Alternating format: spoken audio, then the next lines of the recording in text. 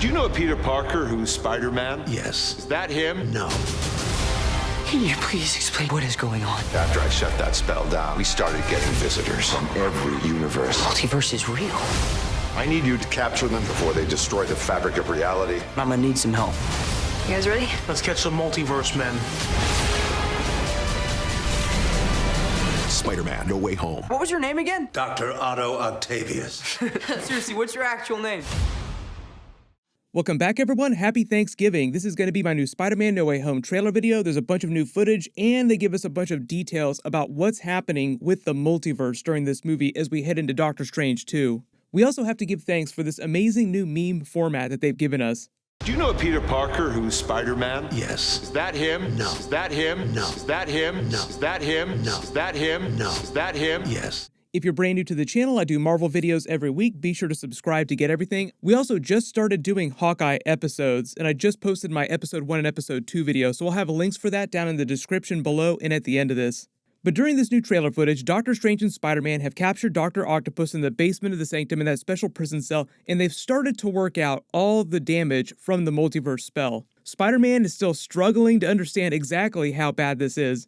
And as funny as this new meme format is, it's also kind of funny that both Doctor Strange and Dr. Octopus, doctors, geniuses within the respective fields, are both struggling to explain the multiverse to Peter. Like, Dr. Octopus isn't technically a villain anymore at the end of Spider-Man 2, but for the sake of argument, the way they're playing him in this big bridge fight scene makes it sound like he starts the movie as a villain. So even one of the villains is having to give Spider-Man a tutorial in the Spider-Verse.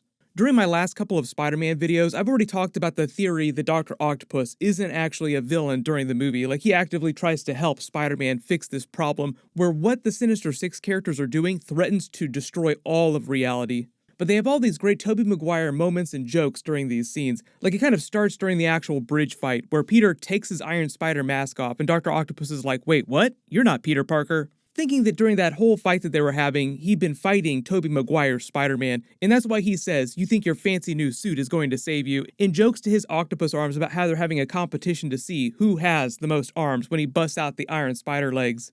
It wouldn't be a Spider-Man movie if Spider-Man wasn't confused about every single thing that was happening. But when they're back at the Sanctum, both doctors explain the multiverse to him again. And that's probably where we get that scene of him saying, "Wait, the multiverse is real?" Which is a big callback to Spider-Man Far From Home with Mysterio in his explainer for the multiverse. Because Mysterio was lying about a bunch of things, but even when that first movie came out, we saw that scene. Anyone who's ever read a single Marvel comic book or seen a couple of movies could probably tell you that the concept of the multiverse was real. It was just that Mysterio was only lying about his specific backstory within the multiverse and those elemental monsters he created based on the classic Spider-Man villains. But the whole time, the multiverse was real. Kevin Feige even said that when they debuted Doctor Strange 2 Multiverse of Madness at Comic-Con a couple years ago.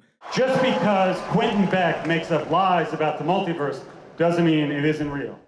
I think there were a lot of younger fans who maybe just hadn't seen a lot of movies, period, or hadn't read a lot of the Marvel comics, made the wrong assumption after the movie that because Mysterio was lying, he was lying about everything. And there was some confusion after the Loki series with He Who Remains Kang and the way he was manipulating the main MCU timeline so that it was the only timeline in all of existence. Like, wait a minute, how could he have been manipulating things that way, but there was still a multiverse? What's the difference? So if you're still confused about what He Who Remains was doing and whether or not there was a multiverse before the Loki series, before Sylvie killed him, freed all the Kang variants, and infinite timelines started to grow back across the multiverse. The way the Marvel people are explaining this is that there was always a multiverse even before the Loki series gave us all that Kang multiverse war backstory. And the Loki people were using the concept of alternate timelines with these Kang variants is a separate concept from alternate universes and alternate dimensions. So this is actually really important. All those different things are completely different concepts. Alternate timelines are not the same thing as alternate dimensions or alternate universes.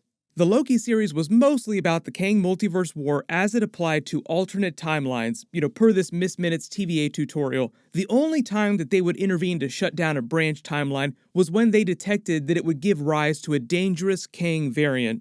And what happens when a branch timeline goes past Redline is that it turns into a fully alternate reality. So when He Who Remains was controlling the sacred timeline, there still were fully alternate realities growing, just only ones where there were not dangerous Kang variants. When you see the sacred timeline here, they show it for real. It's depicted kind of like a giant rope arcing through space. The rope explainer is actually a really good one. A rope is created from many strands of smaller ropes woven together. Think of the sacred timeline as being a collection of many smaller timelines that are each very similar, and all these strands represent the collection of alternate timelines where He Who Remains is supreme and the only version of Kang who comes to power.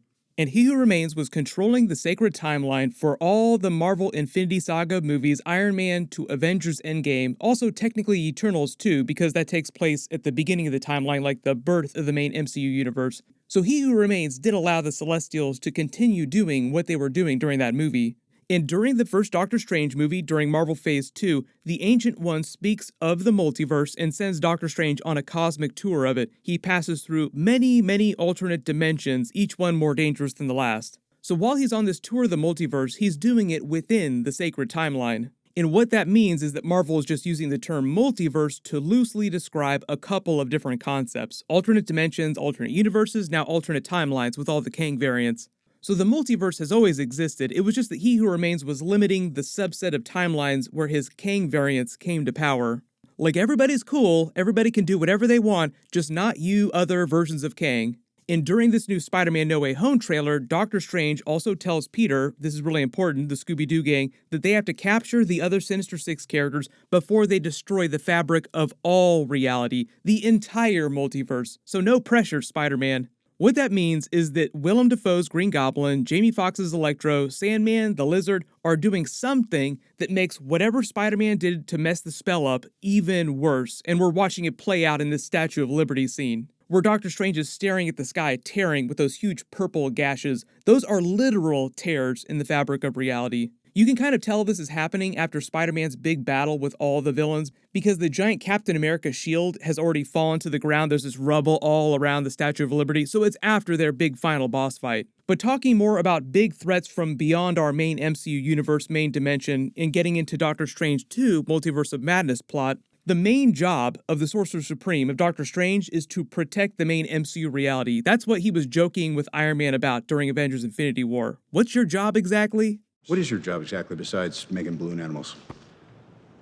Protecting your reality, douchebag. He's supposed to protect the main MCU reality from all threats within our reality and threats from outside our reality.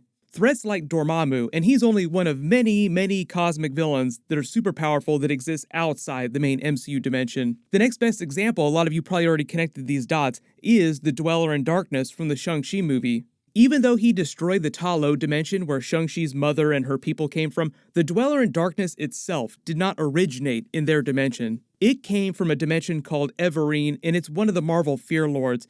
It was born as the physical manifestation of people's collective fears. Like, people's collective fear made it into a real thing. And then, like Dormammu, it went around breaking into other people's dimensions, sucking the souls out of all living beings, and moving on to the next dimension. And it was doing that while He Who Remains was controlling the sacred timeline, breaking around to a bunch of different dimensions. You may have heard that Scarlet Witch is kind of supposed to be one of the main villains of Doctor Strange 2, but I believe the Shumagorath is supposed to be the actual main villain, or secret main villain, however you want to think about it. He is part of a group of creatures that are called the Many-Angled Ones, who were born in the chaos of nothingness that existed before the Big Bang. One of his other names is the Lord of Chaos. The Darkhold is connected to chaos magic. Scarlet Witch uses chaos magic. Now you start to see how everything is connected.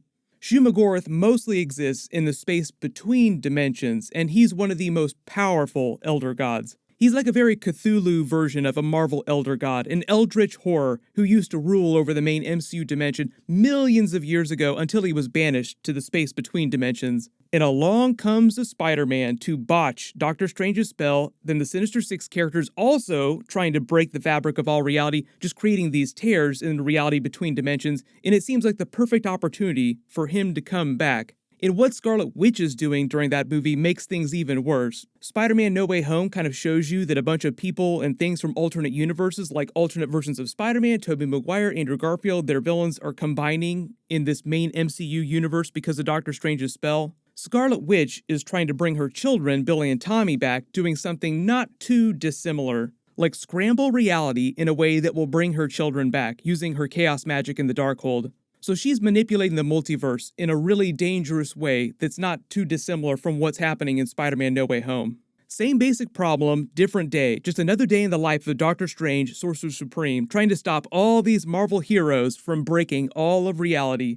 But everyone, let me know in the comments, how do you think that Spider-Man No Way Home will help set up Doctor Strange 2? There'll be a bunch more trailers in the next couple of weeks, so if you have any special requests, just leave them in the comments below, or big questions that I didn't answer in this video. My full Hawkeye Episode 3 video will post next week. You can click here for my full Hawkeye Episode 1 and Episode 2 video as well, so be sure to check those out. Thank you so much for watching. Everyone stay safe, and happy Thanksgiving.